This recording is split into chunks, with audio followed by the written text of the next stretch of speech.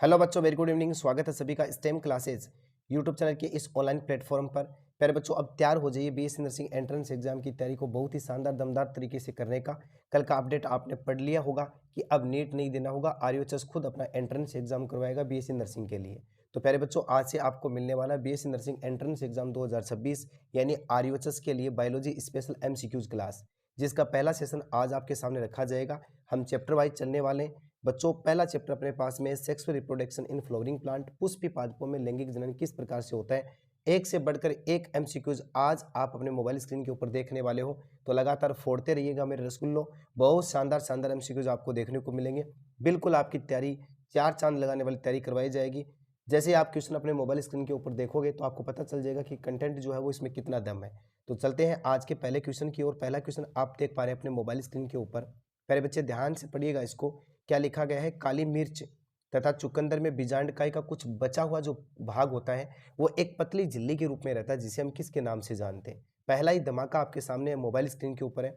बच्चों, इसको भ्रूणकोश कहते हैं यानी एम्ब्रियो सेक कहते हैं, या फिर परिभ्रूणपोष कहते हैं, भ्रूणपोष कहते हैं, निलंबक कहते हैं। चार ऑप्शन आप अपने मोबाइल स्क्रीन के ऊपर देख पा रहे हो। एनसीईआरटी की बहुत डीप लाइन आपके सामने रखी गई पहले क्वेश्चन के रूप में। तो याद रखना, चुकंदर और काली मिर्च का नाम आ जाए और बीजांडकाई का कुछ बचा हुआ भाग एक पतली झिल्ली के रूप में यदि शेष बचता है तो प्यारे बच्चा इसको हम कहते हैं परिभ्रूणपोष, यानी बी ऑप्शन या बे ऑप्शन सेकंड ऑप्शन यहाँ पर करेक्ट आंसर हो जाएगा। जिन जिन विद्यार्थियों ने बिल्कुल पहले ही जान लिया था कि इसका करेक्ट आंसर बे ऑप्शन होगा, कमेंट बॉक्स में जरूर कमेंट कीजिएगा। पहला क्वेश्चन कितना शानदार था। जी हाँ, एक बात ध्यान रखेंगे, सारे मित्र सेशन को एक बार शेयर और लाइक जरूर करेंगे, सारे मित्रों तक पहुंचा दीजिएगा ताकि हर एक विद्यार्थी को लाभ मिल सके। बच्चों, इसी कड़ी के अंदर अगला क्वेश्चन आपके सामने मोबाइल स्क्रीन के ऊपर दिखाई दे रहा है। निम्फिया एक जलीय पादप है जिसमें किसके द्वारा परागण होता है। Very very important question. एक बार फिर से प्यारे बच्चे, क्या लिखा गया? निम्फिया एक जलीय पादप है। आपको बताना कि इसमें परागण पोलिनेशन किसके द्वारा होता है। जल के द्वारा होगा, पक्षी के द्वारा होगा, वायु के द्वारा होगा, या फिर कीट के द्वारा होगा। बहुत ही बेहतरीन क्वेश्चन है। आपको मैं कम से कम 10 से 15 सेकंड का समय दे देता हूं ताकि आप बिल्कुल इसका करेक्ट आंसर दे सको। बिल्कुल यदि आपको ध्यान में तो कमेंट बॉक्स में इसका करेक्ट आंसर डालिएगा। हाँ, याद रखना इसका करेक्ट आंसर अपने पास में द ऑप्शन 4 नंबर ऑप्शन हो जाएगा। यानी निम्फ या जलीय पादप होते हुए भी इसके अंदर कीट के द्वारा परागण होता है। चलते हैं इसी कड़ी में एक और शानदार दमदार क्वेश्चन की ओर जो आपके सामने मोबाइल स्क्रीन के ऊपर है। एनसीईआरटी की एक और डीप लाइन आपके सामने रखता हूं। खिलाड़ियों एवं धावक अश्वों यानी घोड़ों की कार्य दक्षता में वृद्धि कौन करता है भैया? अंडप गोलियां करती हैं, बीजांड की गोलियां करती हैं, वर्तिकाग्र की गोलियां करती हैं, या फिर पोलेन टेबलेट यानी पराग गोलियां करती हैं। बिल्कुल ही फर्स्ट चैप्टर बहुत ही शानदार, देखो बिल्कुल बिल्कुल फर्स्ट चैप्टर के अंदर ये लिखा गया है। तो प्यारे बच्चों याद रखना, पोलेन टेबलेट जो होती है ना वो खाद्य पदार्थ से भरपूर होती हैं, जिसको खिलाड़ियों के लिए या अश्व धावक जो होते हैं ना उनके लिए हम काम में लेते हैं। ठीक है, तो the option 4 number option correct हो जाएगा। अब प्यारे बच्चों देखो, अगला क्वेश्चन क्या कहना चाहता है। यदि एक पौधे की लघु बीजाणु मात्र कोशिका, एमएमसी सेल की बात कर रहा हूं बच्चों, बहुत इंपॉर्टेंट क्वेश्चन देख करके जा रहा हूं। माइक्रोस्पोरेंजियम मदर सेल के बारे में बात कर रहा हूं बच्चों। क्या कहना चाहता है कि उसके अंदर क्रोमोजोम नंबर है अपने पास में 12। आपको भ्रूणपोष में गुणसूत्र की संख्या बतानी है। यदि आपने इस चैप्टर को कवर किया है, देखो आज मैं थोड़ा सा जुकाम की वजह से गला खराब इसलिए नहीं बोल पा रहा हूँ, लेकिन फिर भी प्रयास करता हूँ। डेली आपके साथ में जुड़ूंगा नए कंटेंट के साथ में। आपकी तैयारी को बहुत ही शानदार तरीके से आगे बढ़ाने का काम मैं पूरी मेहनत के साथ में करने वाला हूँ। तो प्यारे बच्चे देखिएगा, एमएमसी के बराबर लिखा हुआ 12 क्रोमोजोम। अब हमें ये पता है कि जो ये एमएमसी होती है ना, लघु बीजाणु मात्र कोशिका, ये द्विगुणित होती है यानी डिप्लॉइड होती है। तो हम यहाँ से क्या करेंगे, एन का मान निकाल लेंगे पहले। तो देखो मैं 12 में 2 का भाग दूंगा तो एन का मान मेरे पास में 6 आ जाएगा। अब देखो इसने किसका पूछा, भ्रूणपोष का। हम जानते हैं कि भ्रूणपोष ट्रिपलेट होता है यानी त्रिगुणित होता है। तो देखो हम क्या लिखेंगे, 3 गुणा 6 यानी इसका आंसर कितना आ जाएगा अपने पास में 18। सी ऑप्शन, स option, 3 number option is right option हो जाएगा। प्यारे बच्चे आप इसका स्क्रीनशॉट लीजिएगा। ऐसे गणितीय क्वेश्चन आप कई प्रकार के जो आपके सामने आएंगे उनको इस फॉर्मेट के द्वारा हल कर सकते हैं। चलो चलते हैं अगले क्वेश्चन की ओर।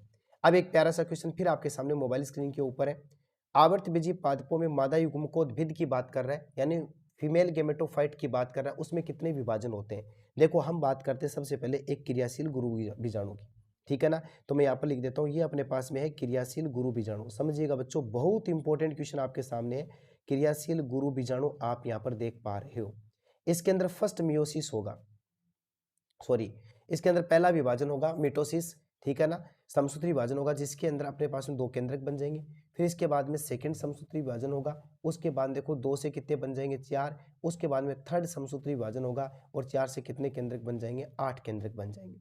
इस प्रकार से इस क्वेश्चन के अंदर पूछा अगले ने कि कितने विभाजन होंगे, तो हम चले जाएंगे बी ऑप्शन के पास में, ब ऑप्शन के पास में। ठीक है ना, कितने हो जाएंगे 3 विभाजन। चलते हैं अगले क्वेश्चन की ओर। देखो 100 प्राकरणों के निर्माण हेतु कितने अर्धसूत्री विभाजन की आवश्यकता होती है। बड़ा इंपॉर्टेंट क्वेश्चन है बच्चों, बहुत इंपॉर्टेंट क्वेश्चन आया आपके सामने। यानी 100 प्राकरण के लिए तो आपको सीधा डायरेक्ट याद रखना है, एक जो मात्र कोशिका होती है वो 4 लघु बीजाणु यानी 4 प्राकरण बनाती है। तो 100 के लिए हमें कितने की आवश्यकता होती है 25 की।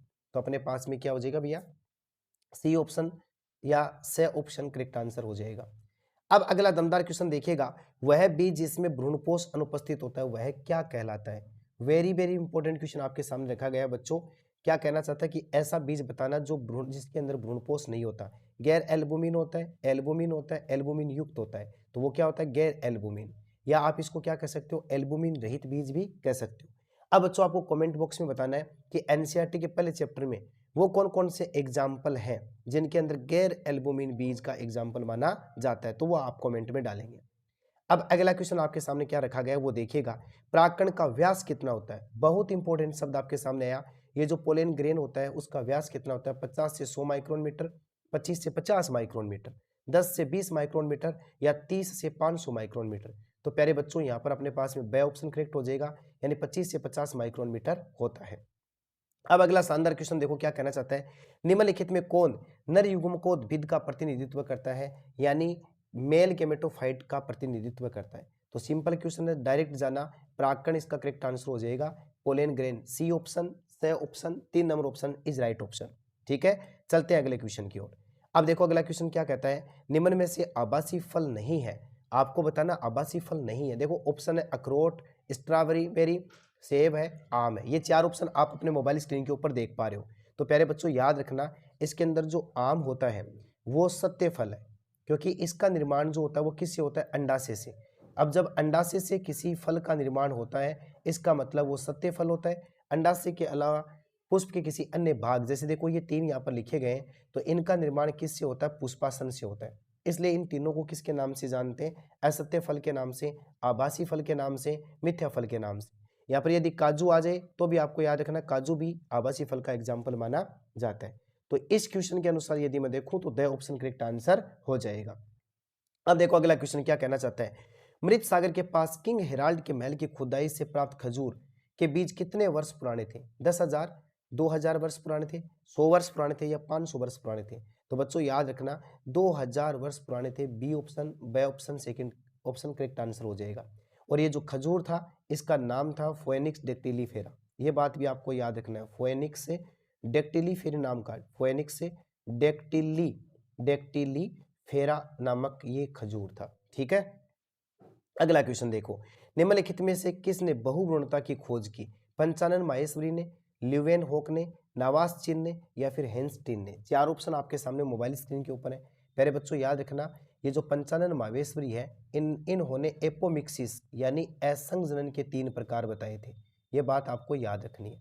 ठीक है, और एंटोनी वॉन ल्यूवेन होक नामक वैज्ञानिक ने संतरे में, ये बात भी आपको याद रखना है, संतरे में 1719 के अंदर, संतरे में 1719 के अंदर बहुभ्रूणता की खोज की थी, यानी इस क्वेश्चन का ब ऑप्शन अपना करेक्ट आंसर हो जाएगा। ठीक है ना, बड़ा इंपॉर्टेंट क्वेश्चन था जो आपके सामने रखा गया। और नवास चीन नामक वैज्ञानिक ने दोहरे निषेचन की खोज की, ये बात भी आपको याद रखना है। तो प्यारे बच्चों 3 ऑप्शन का पोस्टमार्टम और चौथे को क्यों छोड़ रहे हो, हेंस्टीन नामक वैज्ञानिक ने भ्रूण परिवर्तन का अध्ययन किया डाइकोट प्लांट के अंदर, जिसका नाम था बर्सा, कैप्सेला बर्सा पेक्टोरिस। ठीक है ना, ये बात भी आपको याद रखना है। अगला क्वेश्चन देखो, बीज का बाह्य आवरण क्या कहलाता है। बीज का बाह्य आवरण पूछा इसने, देखो प्राकरण का नहीं पूछा, बीज का पूछा है, टेस्टा, टेगमेन, बीज पत्तर या फिर इनमें से नहीं। तो प्यारे बच्चा याद रखना उसको किसके नाम से जानते हैं, टेस्टा के नाम से, ए ऑप्शन इसका करेक्ट आंसर हो जाएगा। अब इसी कड़ी को जैसे आगे बढ़ाता हूं, एक धमाकेदार क्वेश्चन आपके सामने मोबाइल स्क्रीन के ऊपर है, बड़ा इंपॉर्टेंट क्वेश्चन है जो एग्जाम में काफी बार आया हुआ है, एनसीईआरटी की बहुत ही गजब की लाइन आपके सामने रख रहा हूं। दोस्तों यदि आपने इस लाइन को पढ़ा है तो इसका करेक्ट आंसर दीजिएगा। कच्चे नारियल का सफेद गुद्दा, जिसको आप गिरी भी कह सकते हैं, किस प्रकार के भ्रूणपोष का उदाहरण है। वेरी वेरी इंपॉर्टेंट क्वेश्चन है आपके सामने। मुक्त केंद्र के भ्रूणपोष है, कोशिकीय भ्रूणपोष है, हेलोबियल प्रकार का भ्रूणपोष है, या फिर ये सभी। तो याद रखना प्यारे बच्चों, इसके अंदर जो है सफेद गुद्दा वो तो कोशिकीय भ्रूणपोष का एग्जाम्पल माना जाता है, और कच्चे नारियल का जो पानी होता है वो तरल भ्रूणपोष या मुक्त केंद्रीय भ्रूणपोष का एग्जाम्पल माना जाता है। मैं दोनों बातें आपको इस मोबाइल स्क्रीन के ऊपर लिख करके बताने की कोशिश कर रहा हूँ। पानी तो है तरल भ्रूणपोष, और इसका जो सफेद गुद्दा या गिरी होता है वो होता है कोशिकीय भ्रूणपोष। अब देखो अगला क्वेश्चन क्या कहना चाहता है, भुट्टा जिसको कॉर्न केव के नाम से जानते हैं में परागण किसके द्वारा होता है। यानी बच्चों सीधा भी पूछा जा सकता है कि मक्का में किसके द्वारा परागण होता है, तो आपको याद रखना वायु में। सर इसके अलावा एनसीईआरटी में कोई ऐसा और भी टॉपिक है, तो आपको याद रखना जितने भी घास होते हैं उनमें भी किसके द्वारा परागण होता है, वायु के द्वारा परागण होता है। चलते हैं अगले क्वेश्चन की ओर। तो प्यारे बच्चों देखो क्या कहता है, परागकणों का जीवाश्म के रूप में संरक्षित होना किसके कारण से होता है, अंतःचोल के कारण से, स्पोरोपोलिन के कारण से, सुबेरिन के कारण से, लिग्निन के कारण से। तो इसका करेक्ट आंसर हो जाएगा बे ऑप्शन, यानी स्पोरोपोलिन के कारण से। और ये स्पोरोपोलिन जो होता है ये परागकण का बाह्य चोल बनाता है, एग्जाइन बनाने का काम करता है। ये बात भी आपको ध्यान रखना है। अगला बेहतरीन क्वेश्चन आपके सामने मोबाइल स्क्रीन के ऊपर है, निम्नलिखित में से किस अंडाशय में अनेक बीजांड होते हैं, गेहूं, आम, धान, और आपके सामने है आर्किड। दो करेक्ट आंसर फटाफट से आपको ऐसा अंडाशय बताना जिसमें अनेक बीजांड पाए जाते हैं। तो दोस्तों याद रखना इसका करेक्ट आंसर अपने पास में क्या आ जाएगा, आर्किड आ जाएगा। और ये जो तीन आपके सामने देख रहे हो, गेहूं, धान, आम, इनके अंदर एक एक बीजांड देखने को मिलता है। चलते हैं अगले क्वेश्चन की ओर। प्यारा सा क्वेश्चन एक बार फिर आपके सामने, वह स्थान जहां पर बीजांड वृंत बीजांड के साथ में जुड़ता है क्या कहलाता है। जैसे देखो आप इस प्रकार से बना सकते हो, ऐसा डायग्राम बना सकते हो, बिल्कुल बना सकते हो। लो जी, ये आपके सामने आ गया एक परिपक्व बीजांड का नामांकित चित्र। तो इसके अंदर देखो ये वाला जो भाग होता है ना, तो इसको हम बोलते हैं हाइलम या नाभिका। तो बे ऑप्शन इसका करेक्ट आंसर हो जाएगा। अब इसमें जगह कम है, वरना मैं इसके अंदर सारे के सारे केंद्रक और कोशिका दिखा देता। अब अगला क्वेश्चन देखो क्या कहना चाहता है, वेलिस्नेरिया तथा हाइड्रिला में किसके द्वारा परागण होता है, वायु के द्वारा होगा, जल के द्वारा होगा, कीट के द्वारा होगा, या फिर प्यारे बच्चों पक्षियों के द्वारा होगा। बिल्कुल फटाफट से आंसर दीजिएगा, बड़ा सिंपल क्वेश्चन है। तो साथियों याद रखना वेलिस्नेरिया और हाइड्रिला के अंदर जल के द्वारा परागण होता है। B option second option right option हो जाएगा।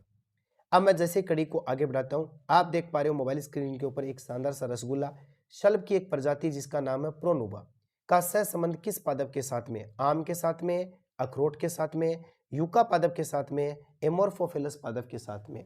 बिल्कुल बड़ा बेहतरीन क्वेश्चन एक बार फिर आपके सामने आया, इसका करेक्ट आंसर देने का प्रयास कीजिए।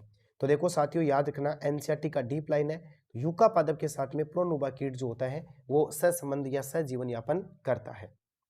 अगला क्वेश्चन क्या कहना चाहता है, समूहक और पारितोषिक किसके लिए आवश्यक है, वायु परागण के लिए, जल परागण के लिए, अनुन्मिलय परागण के लिए, या फिर कीट परागण के लिए। तो प्यारे बच्चों याद रखना कीट परागण के लिए जो फूल होते हैं वो मकरंद को स्रावित करते हैं, रंग बिरंगे होते हैं, ताकि कीट उन पर आकर्षित होकर के बैठते हैं। जैसे बैठते हैं उनके पंखों से पैरों से परागकण चिपक जाते हैं और वो परागकण दूसरे पौधे पर पहुंच जाते हैं और परागण की घटना संपन्न हो जाती है। तो लालच देने के लिए या समूहक या परितोष के लिए कीट परागण के लिए जरूरी है। अगला क्वेश्चन देखो क्या कहना चाहता है, ये कह रहा है कि हरे नारियल का दूध या पानी, देखो थोड़ी देर पहले आ गया था, यहाँ पर हरे नारियल का दूध या पानी पूछ सकता है। अगला कच्चे नारियल का दूध या पानी पूछ सकता है। तो आपको याद रखना तरल भ्रूणपोष का एग्जाम्पल है, यानी बे ऑप्शन इसका करेक्ट आंसर हो जाएगा। चलते हैं अगले क्वेश्चन की ओर। आपके सामने मोबाइल स्क्रीन के ऊपर एक और गजब का क्वेश्चन है, परिपक्व परागकोश के स्फुटन में सहायक नहीं है। ये देखो ये आपके सामने परागकोश का डायग्राम बनता हुआ नजर आ रहा है। ये परागकोश होता है बच्चों, इसके अंदर ये चार भित्तियां पाई जाती है। सबसे बाहर की ओर इसके अंदर एपिडर्मिस होता है जिसको बाह्य त्वचा कहते हैं, उसके नीचे एंडोथीसियम होता है, उसके नीचे मिडल लेयर होती है, और सबसे अंदर वाली होती है टेपिटम। अब ये कह रहा है कि जब परागकोश का स्फुटन होता है तो इन चार में से कौन मदद नहीं करता। तो प्यारे बच्चों याद रखना टेपिटम नहीं करता, क्योंकि टेपिटम का काम होता है पोषण प्रदान करना। सर किसको, लघु बीजाणु मातृकोशिका को बोल सकते हो, या विकसित होते लघु बीजाणु को पोषण देने का काम किसका होता है, टेपिटम का। तो इस क्वेश्चन का फर्स्ट ऑप्शन करेक्ट आंसर हो जाएगा। अब देखो अगला क्वेश्चन, परागकण जो है उसका अंतःचोल किसका बना होता है, स्पोरोपोलिन का, लिग्निन का, पेक्टिन व सेलुलोज का, या फिर सुबेरिन का। तो मेरे प्यारे बच्चों याद रखना जो पोलेन ग्रेन है परागकण जो होता है उसका आंतरिक चोल या अंतःचोल होता है वो पेक्टिन व सेलुलोज का बना होता है। स ऑप्शन यहाँ पर करेक्ट आंसर हो जाएगा। चलते हैं अगले क्वेश्चन की ओर। गजब का सेशन है जिसके अंदर बहुत इंपॉर्टेंट क्वेश्चन आप देख पा रहे हो। पहले ही चैप्टर का पोस्टमार्टम किया जा रहा है प्यारे बच्चों। अधिकांश आवर्तबीजी पादपों में परागकण झड़ते हैं 3 कोशिकीय के चरण में, 2 कोशिकीय के चरण में, 4 कोशिकीय के चरण में, 1 कोशिकीय के चरण में। तो याद रखना अधिकांश आवर्तबीजी पादपों के जो परागकण होते हैं ना वो 2 कोशिकीय के चरण के अंदर झड़ते हैं, यानी ब ऑप्शन करेक्ट आंसर हो जाएगा। जिनके अंदर एक तो होती है कायिक कोशिका, ठीक है ना, और एक होती है नलिका कोशिका को कायिक कोशिका कहते हैं, और एक होती है उसके अंदर जननी कोशिका या जनन कोशिका, यानी वेजिटेटिव सेल होगी, जर्म सेल होगी। तो बे ऑप्शन करेक्ट आंसर हो जाएगा। और यहाँ तक भी अपनी एनसीईआरटी जो होती है कह रही है 60% से कम आवर्तबीजी पादपों में, 60% से अधिक आवर्तबीजी पादपों के अंदर, ठीक है ना। अब देखो आगे चलते हैं। अगला अच्छा, आज के सेशन का ये अंतिम क्वेश्चन था। तो बिल्कुल यदि आप चैनल का पहली बार विजिट कर रहे हैं तो अभी सब्सक्राइब कीजिए, बेल आइकन को दबाइए ताकि आने वाली क्लास का नोटिफिकेशन दोस्तों सबसे पहले आपको मिले और आप अपनी तैयारी को बहुत बेहतरीन और शानदार कर सकें।